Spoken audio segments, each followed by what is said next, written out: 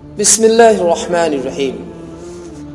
ابن اسحاق بیان کرتے ہیں کہ ایک دفعہ قبیلہ عراش کا ایک شخص کچھ اونٹ لے کر مکہ آیا۔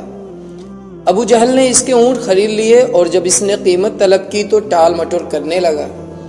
عراشی نے تنگ آ کر ایک روز حرم کعبہ میں قریش کے سرداروں کو جا پکڑا اور مجمع عام میں فریاد شروع کر دی۔ دوسری طرف حرم کے ایک گوشے میں نبی صلی اللہ علیہ وسلم تشریف فرما تھے۔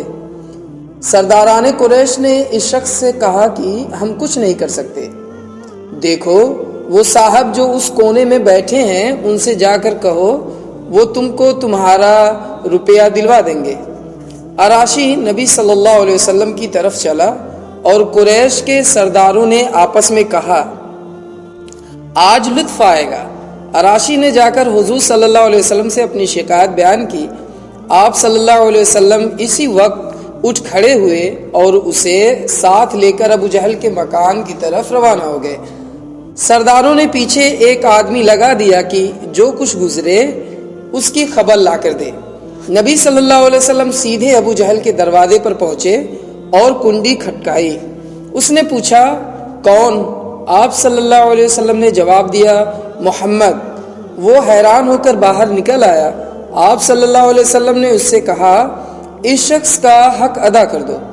اس نے جواب میں کوئی چون و چرا نہ کی، اندر گیا اور اس کے اونٹوں کی قیمت لا کر اس کے ہاتھ میں دے دی۔ قریش کا مخبر یہ حال دیکھ کر حرم کی طرف دوڑا اور سرداروں کو سارا ماجرا سنا دیا اور کہنے لگا کہ واللہ آج وہ عجیب معاملہ دیکھا ہے جو کبھی نہ دیکھا تھا۔ حکم بن حشام جسے ابو جہل کہا جاتا تھا جب نکلا ہے تو محمد صلی اللہ علیہ وسلم کو دیکھتے ہی اس کا رنگ فک ہو گیا، اور جب محمد صلی اللہ علیہ وسلم نے اس سے کہا کہ اس کا حق ادا کر دو تو یہ معلوم ہوتا تھا کہ جیسے حکم بن حشام کے جسم میں جان نہیں ہے۔ یہ تھا شخصیت اور سیرت و کردار کا اثر، اور وہ تھا کلام کا اثر جس کو وہ لوگ جادو قرار دیتے تھے اور ناواقف لوگوں کو یہ کہہ کر ڈراتے تھے کہ اس شخص کے پاس نہ جانا ورنہ جادو کر دے گا۔